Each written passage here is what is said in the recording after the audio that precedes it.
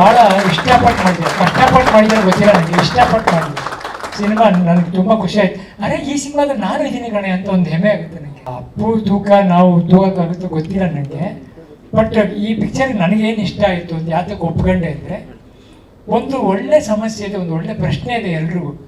ಶಿಕ್ಷಣ ಅನ್ನೋದು ಅನಿವಾರ್ಯತೆನ ಇದು ಅವಶ್ಯಕತೆನ? ನಿಮ್ಮೊಳಗೆ ನೀವೇ ಪ್ರಶ್ನೆ ಹಾಕೊಳ್ಳಿ. ಎಜುಕೇಷನ್ ಅನ್ನೋದು ಅನಿವಾರ್ಯನ ಇದು ಅವಶ್ಯಕತೆನ ಅಂತ ನಮಗೆ ಗೊತ್ತಿಲ್ಲ. ಇನ್ನೂ ಅನಿವಾರ್ಯ ಅಂತ ಓದ್ತಾ ಇದೀವಿ, ಅವಶ್ಯಕತೆ ಅಂತ ಓದ್ತಿದ್ವೋ ಗೊತ್ತಿಲ್ಲ.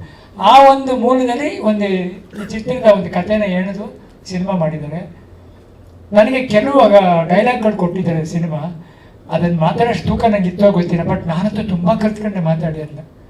ಓ ದೇವ್ರು, ಇದಕ್ಕೆ ನನಗೆ ಮತ್ತೆ ಆ್ಯಕ್ಟ್ ಮಾಡೋಕ್ಕೆ ಇನ್ನೊಂದು ಅವಕಾಶ ಕೊಟ್ಟಿದ್ರು ಅಂತ ಅನ್ನಿಸ್ತು ನನಗೆ. ಮಾತಾಡ್ತಾ ಮಾತಾಡ್ತಾ ನನ್ನನ್ನು ನಾನೇ ಸುಧಾರಿಸ್ಕೊಂಡೆ. ನಾನು ಅಂದರೆ ನನ್ನನ್ನು ನಾನೇ ಸರಿ ಮಾಡಿಕೊಂಡೆ. ಹಿಂಗಿರ್ಬೇಕು ಇನ್ಮೇಲೆ, ನಾನು ಈ ಥರ ಪಾತ್ರಗಳು ಮಾಡಬೇಕು. ತುಂಬ ಖುಷಿ ಆಯ್ತು ನನಗೆ. ಕೆಲಸ ಕೊಟ್ಟಿದ್ದಾರೆ, ಅನ್ನ ಹಾಕಿದ್ದಾರೆ, ನನಗೆ ತುಂಬ ಖುಷಿ ಆಯಿತು. ಸಾಂಗ್ ನೋಡಿದ್ಮೇಲಂತೂ ನನಗೆ ರಂಗಾಯಣರು ನೋಡಿ ತುಂಬ ಖುಷಿ ಆಯಿತು. ನಾವು ಯಾವಾಗ ಕಾಮಿಡಿಗೋಸ್ಕರ ನೋಡ್ತೀವಿ, ಆ ಮನುಷ್ಯನಿಗೆ ಇನ್ನೊಂದು ಮುಖ ಇದೆ ಅಂತ ಯಾರಿಗೂ ಗೊತ್ತಿಲ್ಲ ರೀ. ಎಂಥ ಪಾರ್ಟ್ ಮಾಡಿ, ಏನು ಕಣ್ಣಲ್ಲೇ ಅವ್ರ ಹಾಡು ನೋಡಿ. ಈ ಹಾಡು ನೋಡಿ ನಾನು ಹೇಳಿದೆ ಮೊದಲು, ಈ ಹಾಡನ್ನ ಎಲ್ಲ ಕಡೆ ಬಿಡಿ, ನೀವು ತುಂಬ ಫೇಮಸ್ ಆಗುತ್ತೆ. ಚೆನ್ನಾಗಿ ಹಾಡಿದ್ದಾರೆ, ಚೆನ್ನಾಗಿ ಮಾಡಿದ್ದಾರೆ.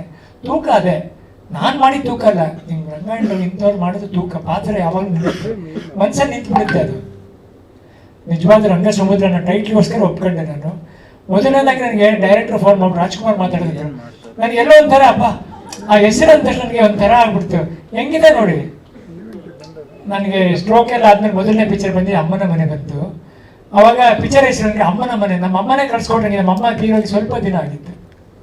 ಇದು ರಾಜ್ಕುಮಾರ್ ಅವ್ರು ಮಾಡ್ತಿದ್ದಾರೆ ಡೈರೆಕ್ಟರ್ ಅಂತ ಖುಷಿ ಆಯ್ತು. ಆಮೇಲೆ ಪುನೀತ್ ರಾಜ್ಕುಮಾರ್ ಅವ್ರು ಮಾಡಬೇಕಾಗಿತ್ತು, ಅವ್ರು ಕೇಳಿದ್ರಂತ ಇನ್ನೂ ಖುಷಿ ಆಯ್ತು ನನಗೆ. ಆಮೇಲೆ ಅವ್ನ ಫೋಟೋ ಹಿಡ್ಕೊಂಡು ಅಂದರೆ ಅವನು ಇದ್ದಾನೆ, ಈ ಟೈಮಲ್ಲಿ ಇದ್ದಂಥ ಸಮಯದಲ್ಲಿ ಮಾಡಿದ್ದೀವಿ ಅಂತಲೇ ಈ ಸಿನಿಮಾ. ಅಂದರೆ ನಾನು ಮಾಡೋ ಪೋರ್ಷನ್ಸ್ಗಳೆಲ್ಲ ಅಪ್ಪು ಇನ್ನೂ ಬದುಕಿದ್ದಾರೆ ಅಂತ, ಅಂದರೆ ಅವ್ರು ಇದ್ದ ಕಾಲದಲ್ಲಿ ಮಾಡಿದಂಥ ಒಂದು ಸಿನಿಮಾ ಆ ಥರನೇ ಬರ್ತದೆ. ಅದಕ್ಕೆ ಅವ್ನು ಎಲ್ಲೇ ಇಂತಕ್ಕೆ ಯಾವ ಶಾರ್ಟಲ್ಲಿ ನೋಡಿ ಅಪ್ಪು ಶಿವಣ್ಣವ್ರು ಇದ್ದೇ ಇರ್ತಾರೆ.